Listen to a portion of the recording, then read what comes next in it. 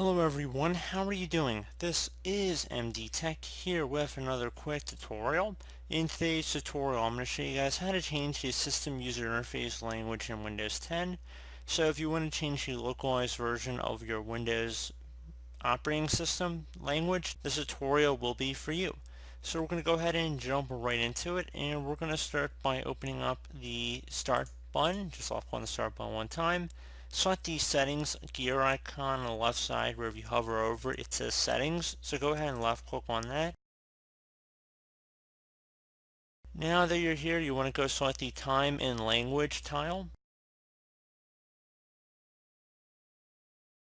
Now select the language on the left side. And at this point you can change your Windows display language by clicking inside of this drop down menu.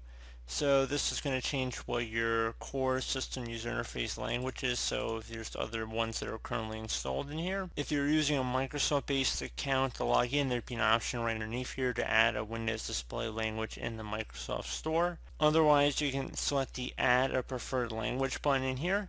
And at this point you go ahead and just type in whatever language you want to appear.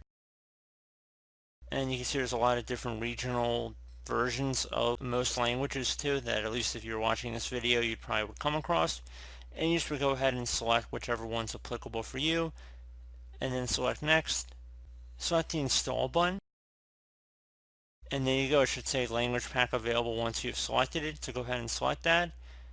And then you want to move it up in the list here to the first preferred default app language.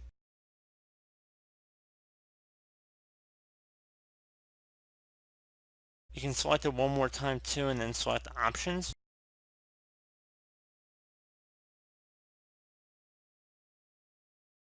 Please note, I appear to be having internet connectivity issues at this point, but it should automatically begin downloading the language packs. Just make sure you're hooked up to the internet, because then it should begin automatically downloading your language pack from here.